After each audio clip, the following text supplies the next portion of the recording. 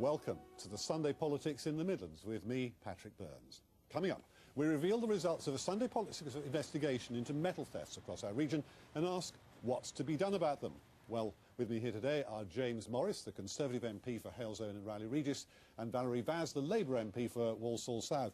James, this is our first programme at the start of what will be a challenging new year, we think, for the West Midlands. Job figures coming up during the course of this week.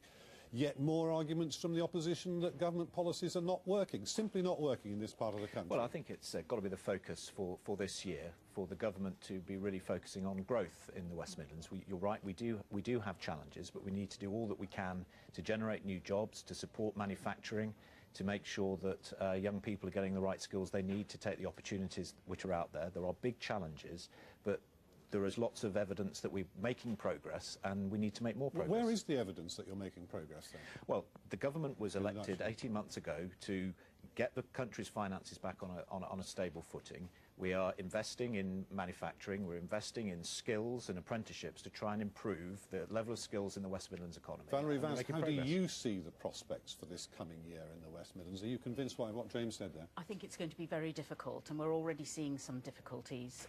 I've got 4,000 people on job seekers allowance. There aren't any jobs around. We've got to the stage now where 1 million women are unemployed. That's the highest figure ever. But the problem is, in terms of what's happening at Westminster, is that we're now seeing a clogging up of the bills. We're sitting in the Commons without much work to do, where all the bills are in the House of Lords. And you know that on the welfare bill, the House of Lords has actually voted against some of the government's proposals, and so that's worrying. And similarly with the health bill, that's also stuck in the House of Lords. OK, well, no doubt about our top story this week. It has to be high-speed rail, doesn't it? 14 years from now, you could be travelling from Birmingham to London in 45 minutes. The line will cost £17 billion. Your ticket, well, maybe not quite that much. The Transport Secretary, Justine Greening, celebrated with a visit to the Midlands on Wednesday, but opposition remains undaunted. Peter Plisner reports.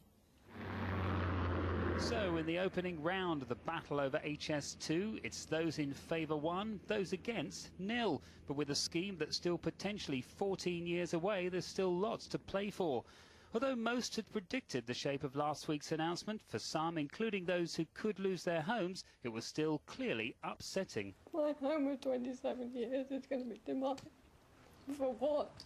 For train. Enter the Transport Secretary, Justine Greening, with the promise of a new package of compensation. There's already some statutory laws in place for these kinds of situations, but we're going to go over and above that, and I'll be consulting in the spring on a final package of proposals that are absolutely intended to provide support.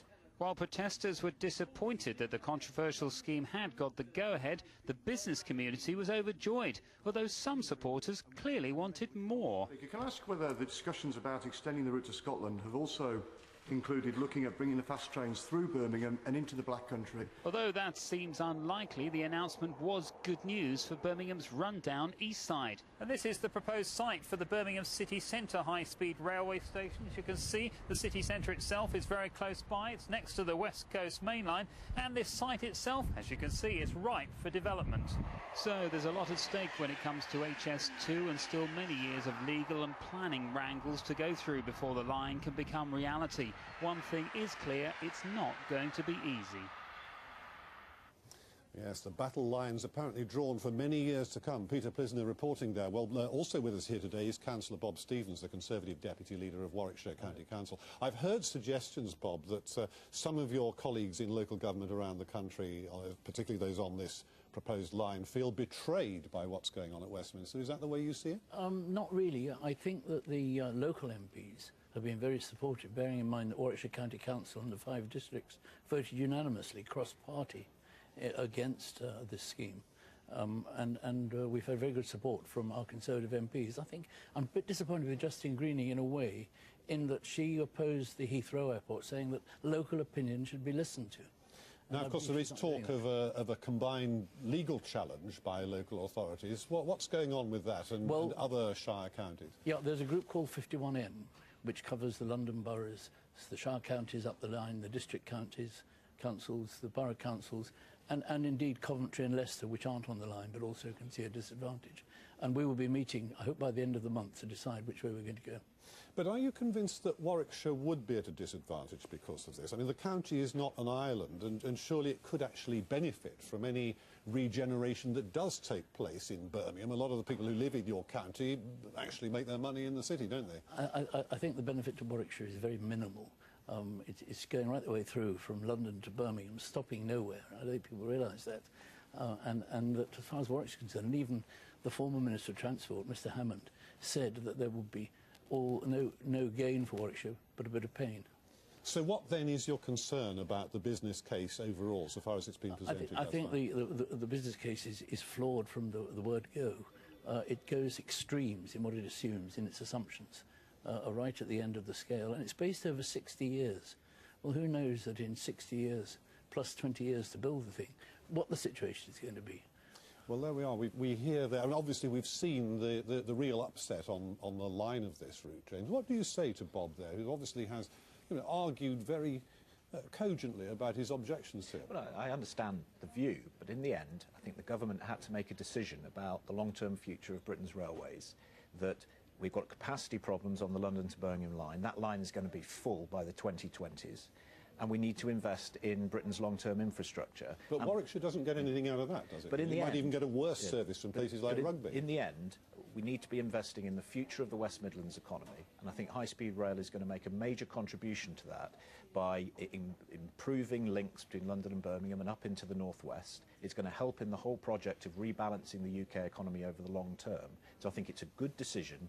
It's a difficult decision, but governments sometimes have to make those decisions in the long-term interests of the country. Valerie Vance, what's your position? Because we do see this very big political alliance at Westminster with the main three parties in support, in broad terms, of HS2. I think what was so good was that there is cross-party support. Where we slightly differ with it, with the government's role in this, is that when the hybrid bill goes through, that they should also include the Y parts, the bits that go up to Yorkshire and Manchester. Although Justine Greening was suggesting that there could be a bit of progress on that. Well, she might try and join I think I would just say to people in Warwickshire, yes. I think this is about something much broader than just local issues. I think you have to think about the good of the whole country, and there is a unusually cross-party consensus on what's happening. But for the people of Warwickshire, you can actually get to Paris if you come to Birmingham. People in the West Midlands can get to Paris in 3 hours, and that's going to be absolutely fantastic. I think this is a little bit akin to buying a new sports car. We'd like to have it, but we can't afford it, and we do not much better with the money. You know, spend it better, improve the infrastructure, and it is the infrastructure that needs improving. Don't forget, this railway is going from the middle of London, Euston, not St Pancras, to a mile outside Birmingham. So it's a new station, and that's it. What's he going to achieve to benefit even your own constituencies? Yeah. No, the point of the infrastructure is that some of the local business can actually move their goods quicker. I mean, I've got businesses in my constituency that are taking work back from places like China. So I think that's take free. I think the central point is that you could make a decision to continue to patch up the railway in order to improve capacity, or you could make a good long-term strategic decision in the interests of the country to improve capacity by investing in the most appropriate technology, and HS2 is that. But you're both Black Country MPs, yes. and not everybody in the Black Country, as we heard from Ian Austin, is absolutely jubilant about this. Is there not danger that you heat up Birmingham and the Black Country in other areas? Well, no, I don't accept that. They are looking at connectivity, aren't they? Well, I don't accept that. I think the Black Country will benefit from the improvements to the line. It will take capacity out of the existing network and make sure that we can develop better infrastructure in the Black Country. And I think it will have long-term benefits to the Black Country. Bob, I think we'll give you the final word for you. Are you in danger really of putting your local parochial interest, if I can put it that way, in front of the bigger picture which our MPs are mentioning? I don't think so at all. I think that it's not going to take freight, so there'll be more freight on the other lines. There'll be less trains on the other lines because they've said to get passengers to go onto HS2. You talked earlier on in your introduction about the cost of rail fares. It's £158 now, the return from Birmingham to London. If you allow for the inflation at 5%, it's going to be nearly £300. Justine Greening says that she wants a value-for-money fare system. It's got to be accessible for large numbers of people. That's the business case, and she was clear about that in the Commons on Thursday. I think if you read her report, and in fact it's on page 6, they say it will only be low value for money. And I think that sums it up. We will see. To be continued. Anyway, next up, an investigation by this programme has revealed £35 million of metal has been stolen across the Midlands over the past 4 years alone. Victims have told us the time has come for the law to get tough, and MPs will be debating this in this coming week at Westminster. Well, Susanna Mendonça has this exclusive report.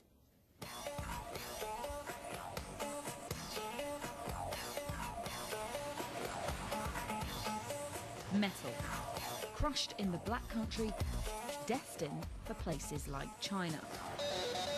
And there are huge amounts of money to be made. A tonne of copper, for example, would be worth around £5,000 on the metals market. Now, steel would be worth a fair bit less than that, £340 a tonne, but a tonne of lead could rake in almost £1,300.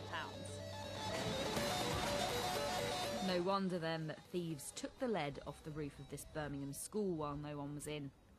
All the lead was stripped. It's been replaced with a substitute material, but staff want to know why scrapyards aren't asking more questions. They seem to be able to strip a building and turn up at a scrapyard and just present it as something that they've got legally without too many questions, really. Figures released to this programme under the Freedom of Information Act show that there have been almost 30,000 metal thefts across the region since 2008, the vast bulk of them dealt with by West Midlands Police.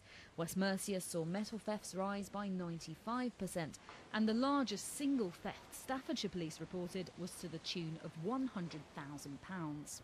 MPs behind a private member's bill before Parliament this week say the answer is a ban on cash sales. The absolute key point is the cashless system.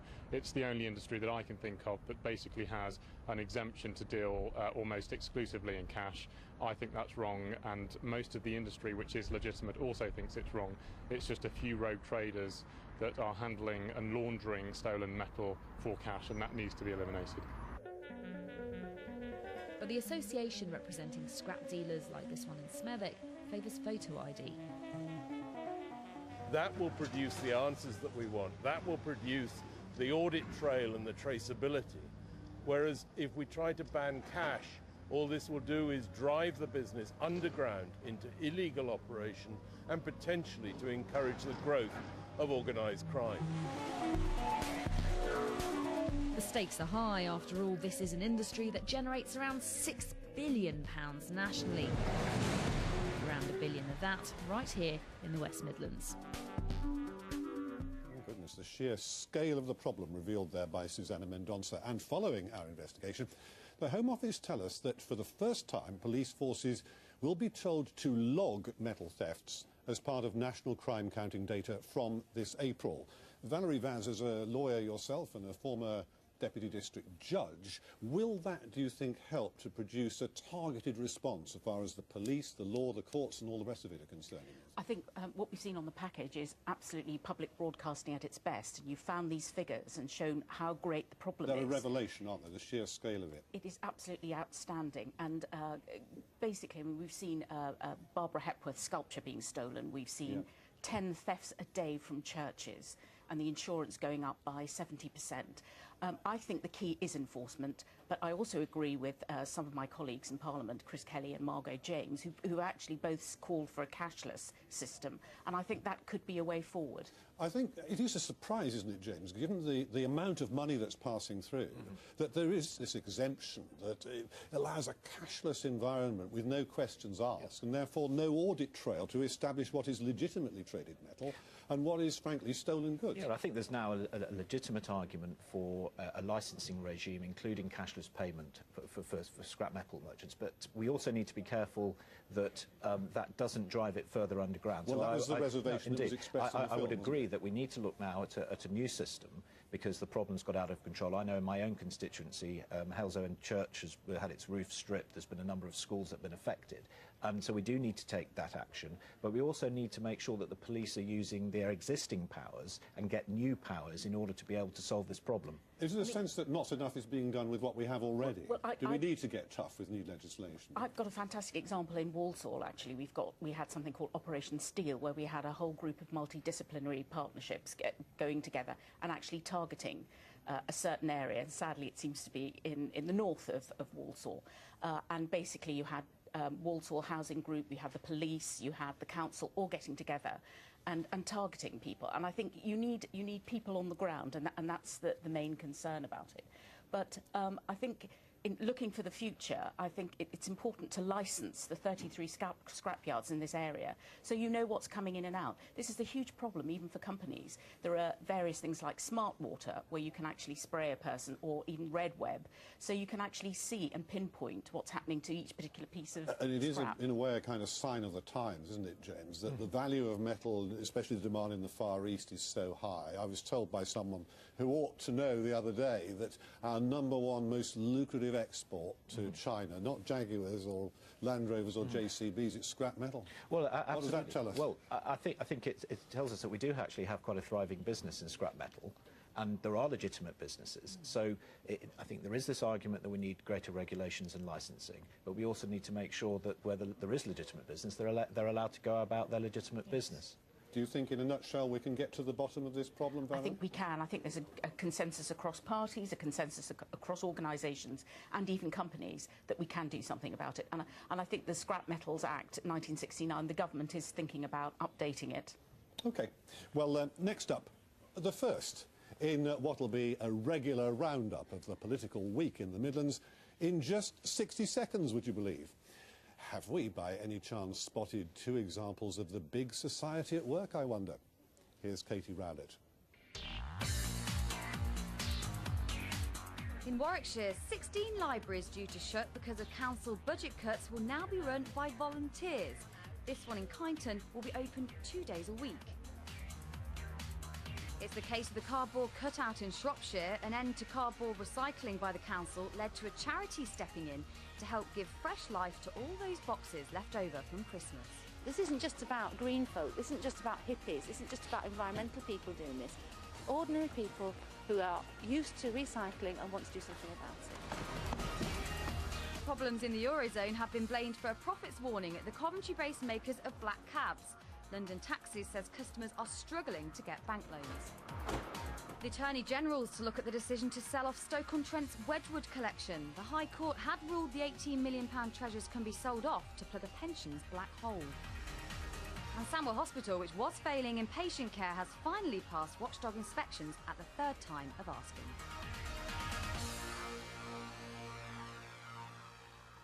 So there we are. Cardboard's not just for Christmas, you know. And Valerie Vaz, on the evidence of what's going on there with the cardboard story in Shropshire and those volunteers in Warwickshire in the libraries there, David Cameron was right all along. The big society really is there, ready and waiting and up and running. The trouble is with volunteers, you have to have people doing it. They may not have the time in future to do it, but I think looking ahead for the week, I think it's important that we focus on what's happening certainly in the Lords and the clogging up of the bills. And for me, I'm going to Torbay tomorrow, that's on Monday, to look at joined up thinking in health and social care. We're looking at the joined up. Let's get back to the Midlands and those. You're the former chief executive of Localis, which makes you one of the architects of the localism agenda. You must be celebrating big society when you can, but it's desperation that's driven them. Well, I don't think it's desperation. I think we accept that local government is under pressure, but you can see where real civic action can really make a big difference. It's not the local authorities do not have a monopoly on the delivery of services, and it's very important that we create the space for voluntary organisations to pick up and drive forward community activity. Are they supposed to be doing their jobs as well as doing volunteering? Well, the big society exists. How do they do that? The big society exists, and we need to galvanise it. And if people have the passion to deliver a particular... People are busy working and looking after their families. If people have the passion to deliver a particular service, we should give them the opportunity to do it. Final quick thought, of course, was the problems of the taxi firm there in Coventry. And again, we are seeing, are we not, the chilling effect of the Eurozone crisis before our very eyes. Well, I think that's right. And as I said earlier, the big challenge that we have is continuing to support manufacturing, We've got a very difficult situation, but it's not all doom and gloom across the West Midlands. We're seeing good manufacturing exports, and we need to build on that. One-liner from you: is it gloom and doom where you are economically, Valerie? It is gloom and doom economically, but I think people are so optimistic. They want to make it work. So hopefully this year we'll see everyone sort of pulling together. Well, we shall see. Thank you both very much for being with us here today for this first edition of the Sunday Politics in the Midlands.